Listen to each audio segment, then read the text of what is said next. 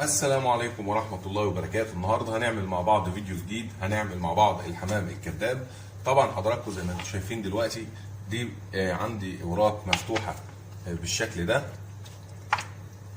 ده شكل الورك يا جماعة بتاع الحمام الكذاب. بنفتحه زي ما قلت لحضراتكم قبل كده في الخلي. بنفتح الورك بيبقى قدامنا زي الصفحة كده بالظبط. نسيب بس حتة العظمة اللي بتبقى في الورك من تحت زي ما حضراتكم شايفين كده، وهكذا هنفتح بقيه الكميه اللي معانا زي ما قلت لحضراتكم برضو. طبعا انا عملت ده كله عشان ما اطولش عليكم.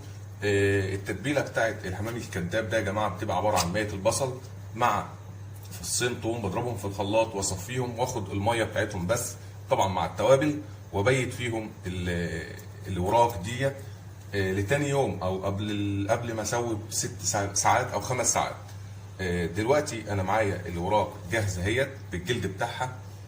هبتدي دلوقتي احشي معاكم الحمام الكذاب، ونشوف هنحشيه ازاي قبل ما ننزله في الميه عشان ياخد السلقه بتاعته عشان يستوي. دلوقتي معانا الوراق زي ما قلت لحضراتكم، هنركنها على جنب ونجيب ورقه فويل. ورقه فويل زي دي كده. خلاص تمام. هجيب الورك بتاعي زي ما حضراتكم شايفين كده، وابتدي الجلد اللي ورا ده اسلخه زي ما حضراتكم شايفين كده. مش كله، هسلخه بس جزء بسيط كده بالراحه عشان ما يتفتحش مني زي ما حضراتكم شايفين بالظبط كده زي ما انا بعمل. خلاص تمام. هقوم قالب بقى الحمام الكذاب او الورك بتاعي زي ما حضراتكم شايفين كده بالظبط، واجيب الرز. طبعا انا ببقى مجهز الرز بتاعي، الرز زي بتاع الحمام بالظبط، متبله ومديله نص تسويه او 3/4 تسويه، لانه هيكمل بقيه السوا بتاعه في الميه ان شاء الله. هجيب الرز زي ما حضراتكم شايفين كده، وابتدي اوزعه على الورك زي ما حضراتكم شايفين، وابتدي الف الورك بتاعي زي ما حضراتكم شايفين كده.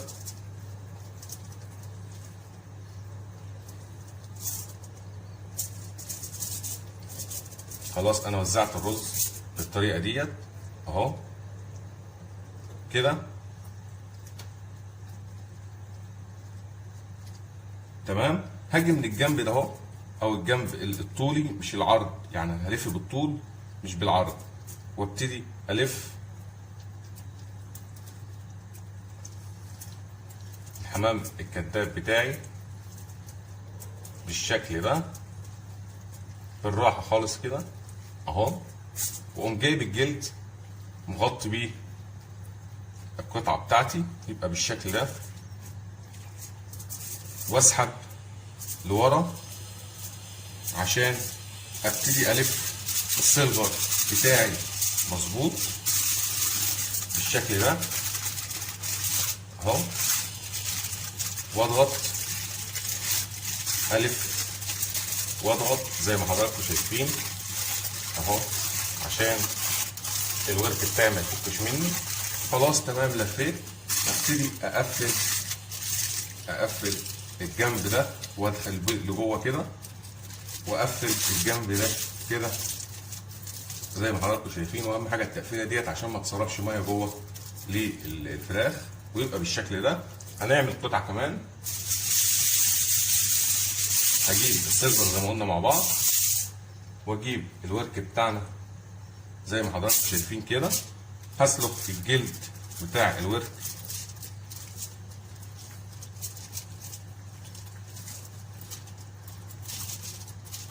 زي ما حضراتكم شايفين بالراحه خالص كده، وابتدي اقلبه زي ما حضراتكم شايفين دلوقتي. طبعا الورك يا جماعه الفتحه بتاعته لازم تبقى عريضه كده عشان اقدر ان انا الفها مظبوط. واجيب الرز بتاعي بعد طبعا ما يكون متبل ومستوي نص سوا، واحشي بيه الورك اللي معايا.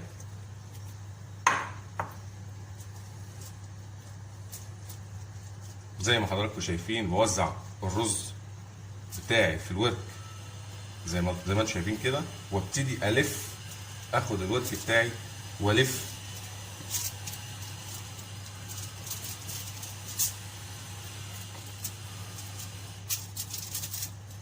تمام. اجيب الجلد بقى اللي انا سلخته ده واحطه على وش الورك كده من فوق، واسحب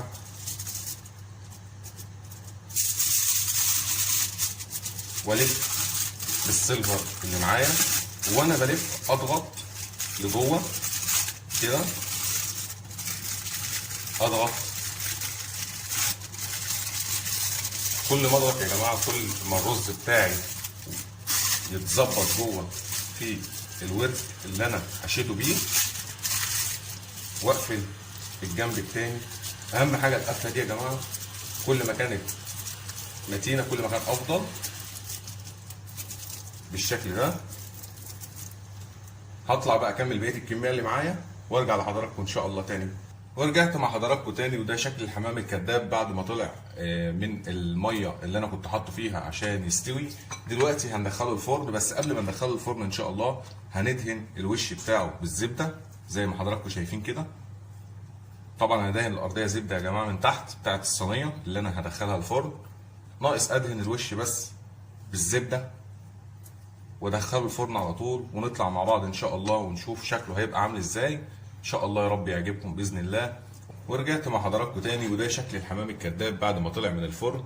اتمنى ان الفيديو بتاع النهارده يكون عجب حضراتكم، وتكون فكره جديده قدمتها لكم بطريقه مبسطه وخفيفه، ونتقابل ان شاء الله في حلقه جديده، والسلام عليكم ورحمه الله وبركاته.